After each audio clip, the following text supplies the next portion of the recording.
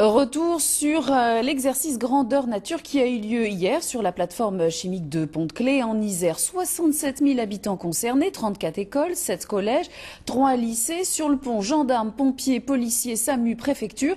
Les grandes manœuvres donc pour rôder le plan d'intervention. Alors comment sont informés et préparés les habitants de ces zones sensibles? Reportage Joël Serroni et Yves Maréglot. C'est parti, allez. Téléphone rouge, il y a le lieutenant au téléphone. Une fuite d'ammoniac sur la plateforme chimique de Pont-de-Claix, un risque de nuages toxiques qui menace les riverains de l'usine. La situation est alarmante. Le préfet de l'Isère déclenche le plan particulier d'intervention. Pour les habitants du secteur, cette sirène modulée a un sens. Ils l'entendent tous les premiers mercredis du mois à midi. Elle est synonyme de mise à l'abri. Il faut respecter les normes, il faut fermer son rideau et s'enfermer dans une pièce, sans fenêtre. On sait que ça peut arriver, bon si ça arrive de partout autour de chez nous, donc on fait les exercices qu'il faut et on se concentre, c'est tout. Dans un périmètre de 2,5 km autour du site, des véhicules circulent dans les quartiers pour diffuser l'alerte.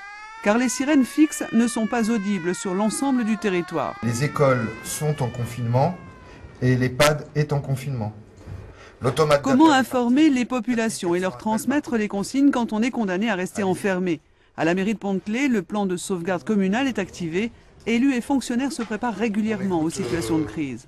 On se colle sur France Bleu Isère. Les radios et les télés publiques sont là pour relayer les messages de la préfecture. Mais ici, le maire lui-même a voulu aller plus loin en alertant directement les habitants grâce à un automate d'appel. N'allez pas chercher vos enfants à l'école, ils sont pris en charge par les enseignants. Ne téléphonez pas, sauf urgence absolue. Le message est préenregistré. En quelques secondes, 4046 Pontois le reçoivent sur leur téléphone fixe ou mobile. 2516 qui ont répondu. 1494 restants, sachant que c'est des réappels. C'est-à-dire qu'en cas d'échec, ils sont réappelés 3 minutes après. Nous avions demandé aux gens de remettre à jour leur téléphone, etc. Nous avons eu un taux de réponse extrêmement fort, ce qui montre encore une fois qu'il y a un degré d'implication aussi des populations qui est important. On trouvera aussi toujours d'autres voies d'information à l'avenir. On avait même imaginé qu'à un moment donné, le théâtre de rue puisse être aussi porteur d'un certain nombre de ces messages. Bon, ils sont en train d'y travailler avec la nouvelle programmation culturelle, donc ça fait vraiment partie de l'identité pontoise. On voit que ça bouscule beaucoup de monde, 63 000 personnes concernées. Pourquoi c'est vital d'organiser ces exercices? Tout simplement puisqu'on vit avec un site, une plateforme qu'on connaît bien, on passe à côté tous les jours. Et faire un exercice impliquant la population, ça leur permet de rappeler qu'un jour il peut y avoir un risque, un jour il peut y avoir un accident.